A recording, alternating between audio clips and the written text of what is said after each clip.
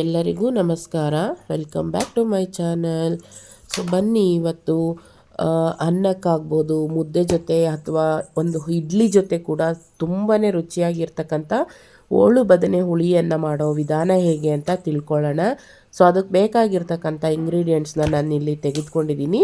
So ಮೊದಲನೇದಾಗಿ ಬದನೆಕಾಯನ್ನು ಈ ರೀತಿ ಒಂದು ಬದನೆಕಾಯಲ್ಲಿ 4 ಭಾಗ ಕಟ್ ಮಾಡಿ ಇಟ್ಕೊಂಡಿದ್ದೀನಿ. ನಂತರ ಟೊಮ್ಯಾಟೊ 2, ಹಾಗೆ ಒಂದು 3 ಈರುಳ್ಳಿಯನ್ನು 4 ಭಾಗವಾಗಿ ಕಟ್ ಮಾಡಿ ಇಟ್ಕೊಂಡಿದ್ದೀನಿ.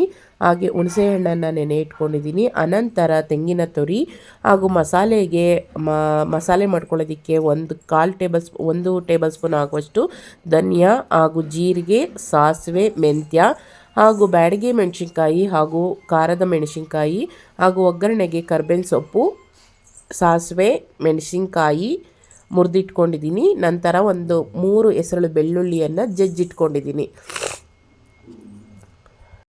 ಈ ಒಂದು ಹೋಳು ಬದನೆಕಾಯಿ ಹುಳಿ ತುಂಬಾ ರುಚಿಯಾಗಿರುತ್ತೆ. ಸೊ ಅನ್ನದ ಜೊತೆಗಾಗ್ಬೋದು ಅಥವಾ ಇಡ್ಲಿ ಜೊತೆಗೆ ಅಥವಾ ದೋಸೆ ಜೊತೆಗೂ ಸರ್ವ್ ಮಾಡ್ಕೋಬೋದು. ತುಂಬಾ ರುಚಿಯಾಗಿರುತ್ತೆ ಅಂತಲೇ ಹೇಳ್ಬೋದು. ಸೊ ನಿಮ್ಮನೇಲೂ ಕೂಡ ಒಮ್ಮೆ ಟ್ರೈ ಮಾಡಿ ನೋಡಿ ಹೇಗೆ ಬಂತು ಅಂತ ಕಾಮೆಂಟ್ ಮೂಲಕ ತಿಳಿಸೋದನ್ನು ಮರಿಬೇಡಿ. ಸೊ ಮಾಡೋ ವಿಧಾನ ಹೇಗೆ ಅಂತ ನೋಡೋಣ ಬನ್ನಿ. ಮೊದಲನೇದಾಗಿ ನಾನಿಲ್ಲಿ ಒಂದು ಕಡಾಯಿನ ಇಟ್ಕೊಂಡಿದ್ದೀನಿ. ಸೊ ಆ ಕಡಾಯಿಗೆ ನಾನು ಬದನೆಕಾಯನ್ನು ಹೋಳು ಮಾಡಿಟ್ಟಿರ್ತಕ್ಕಂಥ ಬದನೆಕಾಯಿಗಳನ್ನ ಸೇರಿಸ್ಕೊತಾ ಇದ್ದೀನಿ ನಾನಿಲ್ಲಿ.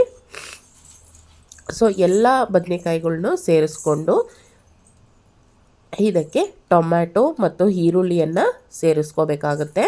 ಸೊ ಎಲ್ಲವನ್ನು ಸೇರಿಸ್ಕೊಂಡು ನಂತರ ಸ್ವಲ್ಪ ಅರಿಶಿನ ಪುಡಿಯನ್ನು ಸೇರಿಸ್ಕೊಂಡು 1.5 ಗ್ಲಾಸ್ ಆಗೋಷ್ಟು ನೀರನ್ನು ಸೇರಿಸ್ಕೊಂಡು ಚೆನ್ನಾಗಿ ಬೇಯಿಸ್ಕೋಬೇಕಾಗತ್ತೆ.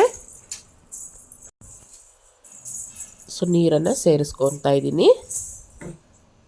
ನಂತರ ಸ್ಟವನ್ನು ಹಚ್ಕೊಂಡು ಇದಕ್ಕೆ ಬೇಯೋದಕ್ಕೆ ಇಟ್ಕೊಳ್ಳೋಣ. ಚೆನ್ನಾಗಿ ಬೇಯಬೇಕು. ಸೊ ಈ ಸಾಂಬಾರು ಮಾಡೋದಕ್ಕೆ ಯಾವುದೇ ರೀತಿಯಾದ ಬೇಳೆಕಾಳುಗಳ ಅವಶ್ಯಕತೆ ಇಲ್ಲ. ಹೀಗೆ ಓಳು ಬದನೆ ಹುಳಿಯನ್ನು ತಯಾರಿಸ್ಬೋದು ಇಲ್ಲ. ಸೊ ಬೇಯೋದಕ್ಕೆ ಒಂದು ಪ್ಲೇಟನ್ನು ಮುಚ್ಚಿಬಿಟ್ಟು ಬೇಯೋದಕ್ಕೆ ಬಿಡೋಣ. ಅದು ಬೇಯ್ತಾ ಇರೋವಷ್ಟೊತ್ತಿಗೆ ನಾವು ಮಸಾಲೆಯನ್ನು ರೆಡಿ ಮಾಡ್ಕೊಳ್ಳೋಣ. ಸೊ ಮಸಾಲೆಗೆ ನಾನು ಇಲ್ಲಿ 1 ಟೇಬಲ್ ಸ್ಪೂನ್ ಆಗೋಷ್ಟು ಧನಿಯಾ ಕಾಳನ್ನು ತೆಗೆದುಕೊಂಡಿದ್ದೀನಿ. ಅನಂತರ ಖಾರಕ್ಕೆ ಮಣ್ಕಟ್ಟಿನ ಮೆಣಸಿನ್ಕಾಯಿ 8, ಹಾಗೆ ಬ್ಯಾಡಗಿ ಮೆಣಸಿನ್ಕಾಯನ್ನು ತೆಗೆದುಕೊಂಡಿದ್ದೀನಿ. ಇದಿಷ್ಟನ್ನು ಕೂಡ 1 ಟೇಬಲ್ ಸ್ಪೂನ್ ಆಗುವಷ್ಟು ಎಣ್ಣೆಯನ್ನು ಸೇರಿಸ್ಕೊಂಡು ಚೆನ್ನಾಗಿ ಹುರ್ಕೋಬೇಕಾಗತ್ತೆ. ಕ್ರಿಸ್ಪ್ ಆಗೋ ತನಕ ಮೆಣಸಿನ್ಕಾಯಿ ಕ್ರಿಸ್ಪಿಯಾಗಿ ಆಗೋ ತನಕನೂ ಚೆನ್ನಾಗಿ ಹುರ್ಕೋಬೇಕಾಗತ್ತೆ. ಸೊ ನೋಡ್ತಿರ್ಬೋದು ಇವಾಗ ಇದಾಗಿದೆ. ನಂತರ ಸಾಸಿವೆ ಮತ್ತು ಜೀರಿಗೆ ಸ್ವಲ್ಪ ಮೆಂತ್ಯವನ್ನು ಸೇರಿಸ್ಕೊಂಡು ಅದನ್ನು ಕೂಡ ಕೆಂಪಗಾಗೋ ತನಕ ಚೆನ್ನಾಗಿ ಫ್ರೈ ಮಾಡ್ಕೋಬೇಕಾಗತ್ತೆ. ಸೊ ಈ ರೀತಿಯಾಗಿ ಫ್ರೈ ಮಾಡ್ಕೋಬೇಕಾಗತ್ತೆ. ಮಸಾಲೆ ತುಂಬಾ ರುಚಿಯಾಗಿ ಬರುತ್ತೆ ಈ ಓಳು ಬದನೆಕಾಯಿ ಹುಳಿಗೆ. ಸೊ ನಂತರ ನಾನು 1 ಕಪ್ ಆಗುವಷ್ಟು ತೆಂಗಿನ ತುರಿಯನ್ನು ಕೂಡ ಸೇರಿಸ್ಕೊಂಡಿದ್ದೀನಿ ಇಲ್ಲಿ.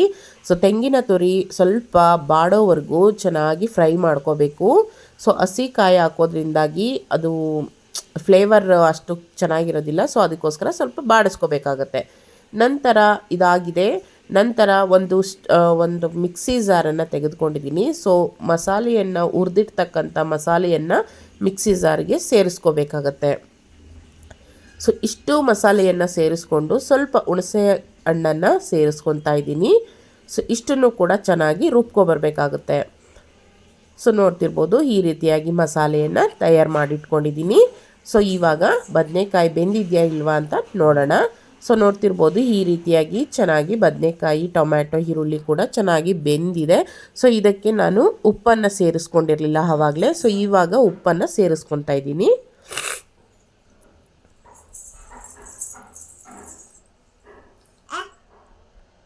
ಉಪ್ಪನ್ನು ಸೇರಿಸ್ಕೊಂಡಿದ ನಂತರ ಚೆನ್ನಾಗಿ ಮಿಕ್ಸ್ ಮಾಡ್ಕೋಬೇಕಾಗತ್ತೆ. ಜಸ್ಟ್ ಇವಾಗ ನಾವು ತರಕಾರಿಗೆ ಎಷ್ಟು ಬೇಕೋ ಅಷ್ಟು ಉಪ್ಪನ್ನು ಮಾತ್ರ ಸೇರಿಸ್ಕೊಂಡಿದ್ದೀನಿ. ಸೊ ಇವಾಗ ನೋಡ್ತಿರ್ಬೋದು ನೀರೆಲ್ಲ ಕಡಿಮೆ ಆಗಿ ಚೆನ್ನಾಗಿ ಬದನೆಕಾಯಿ ಎಲ್ಲ ಚೆನ್ನಾಗಿ ಬೆಂದಿದೆ. ಸೊ ಬೆಂದಿರ್ತಕ್ಕಂಥ ಬದನೆಕಾಯಿ ಜೊತೆ ನಾವು ರುಬ್ಬಿರ್ತಕ್ಕಂಥ ಮಸಾಲೆಯನ್ನು ಸೇರಿಸ್ಕೋಬೇಕಾಗತ್ತೆ. ನೋಡ್ತಿರ್ಬೋದು ಇವಾಗ ಜಾರನ್ನು ತೊಳೆದಂಥ ನೀರನ್ನು ಕೂಡ ಸೇರಿಸ್ಕೊಂಡು ಚೆನ್ನಾಗಿ ಮಿಕ್ಸ್ ಮಾಡ್ಕೋಬೇಕಾಗುತ್ತೆ. ಸೊ ಸಾಂಬಾರು ಕನ್ಸಿಸ್ಟೆನ್ಸಿ ನೋಡಿಕೊಂಡು ನೀರನ್ನು ಸೇರಿಸ್ಕೋಬೇಕಾಗುತ್ತೆ. ಸಾಂಬಾರು ತುಂಬ ತೆಳುವಾಗಿ ಬರಬಾರ್ದು, ಸೊ ಆ ರೀತಿ ತುಂಬ ಗಟ್ಟಿಯಾಗೂ ಆಗಬಾರ್ದು, ಮಿಡಲಲ್ಲಿ ಚೆನ್ನಾಗಿ ಮಾಡ್ಕೋಬೇಕಾಗತ್ತೆ. ಸೊ ನೋಡ್ಕೊಳ್ಳಿ ಸಾಂಬಾರು ಕನ್ಸಿಸ್ಟೆನ್ಸಿ ಹೇಗಿದೆ ಅಂತ ನೋಡ್ಕೊಳ್ಳಿ. ಈಗ ಉಪ್ಪನ್ನು ಸೇರಿಸ್ಕೊತಾ ಇದ್ದೀನಿ. ಸಾಂಬಾರಿಗೆ ಎಷ್ಟು ಬೇಕೋ ಅಷ್ಟು ಉಪ್ಪನ್ನು ಸೇರಿಸ್ಕೋಬೇಕಾಗುತ್ತೆ. ಚೆನ್ನಾಗಿ ಮಿಕ್ಸ್ ಮಾಡ್ಕೊಳ್ಳುವ.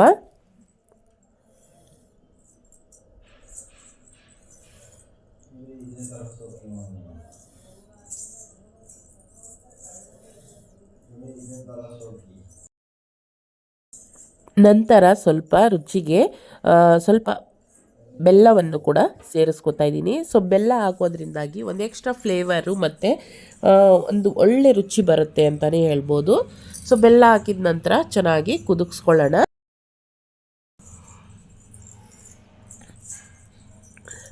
ಸೊ ಇದು ಕುದೀತಾ ಇರಲಿ, ಅಷ್ಟೊತ್ತಿಗೆ ಒಗ್ಗರಣೆ ತಯಾರು ಮಾಡ್ಕೊಳ್ಳೋಣ. ಸೊ ಒಗ್ಗರಣೆ ಚೌಟನ್ನು ಇಟ್ಕೊಂಡು ಸ್ವಲ್ಪ ಎಣ್ಣೆಯನ್ನು ಹಾಕ್ಕೊಂಡಿದ್ದೀನಿ. ನಂತರ ಜಜ್ಜಿರ್ತಕ್ಕಂಥ ಬೆಳ್ಳುಳ್ಳಿ, ಸಾಸಿವೆ ಹಾಗೂ 2 ಮೆಣಸಿನ್ಕಾಯಿನ ಮುರಿದಿಟ್ಟಿರ್ತಕ್ಕಂಥ ಮೆಣಸಿನ್ಕಾಯಿ ಹಾಗೆ ಕರ್ಬೇವಿನ ಸೊಪ್ಪನ್ನು ಕೂಡ ಸೇರಿಸ್ಕೊಂಡು ಒಗ್ಗರಣೆಯನ್ನು ಮಾಡ್ಕೋಬೇಕಾಗತ್ತೆ.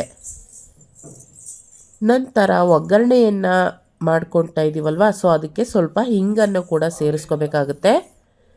ಸೊ ಹಿಂಗನ್ನು ಸೇರಿಸ್ಕೊಂಡಿದ ನಂತರ ಒಗ್ಗರಣೆ ತಯಾರಾಗಿರುತ್ತೆ. ಸೊ ತಯಾರಾದಂಥ ಒಗ್ಗರಣೆಯನ್ನು ನಾವು ಮಾಡಿರ್ತಕ್ಕಂಥ ಸಾಂಬಾರಿನ ಜೊತೆಗೆ ಸೇರಿಸ್ಕೋಬೇಕಾಗತ್ತೆ. ಸೊ ನೋಡ್ತಾ ಇದ್ದೀರಲ್ಲ, ಸಾಂಬಾರಿಗೆ ಸೇರಿಸ್ಕೊಂಡ ನಂತರ ಸ್ವಲ್ಪ ಕೊತ್ತಂಬರಿ ಸೊಪ್ಪನ್ನು, ಸಣ್ಣದಾಗಿ ಕಟ್ ಮಾಡಿರ್ತಕ್ಕಂಥ ಕೊತ್ತಂಬರಿ ಸೊಪ್ಪನ್ನು ಕೂಡ ಸೇರಿಸ್ಕೋಬೇಕಾಗತ್ತೆ. ಸೊ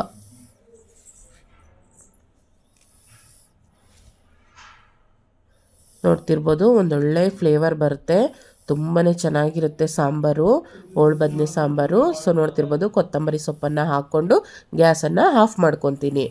ಸೊ ಓಳು ಬದನೆ ಸಾಂಬಾರು ರೆಡಿಯಾಗಿದೆ. ಹೇಗೆ ಬಂತು ಅಂತ ಕಾಮೆಂಟ್ ಮೂಲಕ ತಿಳಿಸಿ. ಹಾಗೆ ಯಾರೆಲ್ಲ ನನ್ನ ಚಾನಲ್ಗೆ ಸಬ್ಸ್ಕ್ರೈಬ್ ಮಾಡಿಲ್ಲ, ಪ್ಲೀಸ್ ಸಬ್ಸ್ಕ್ರೈಬ್ ಮಾಡಿ.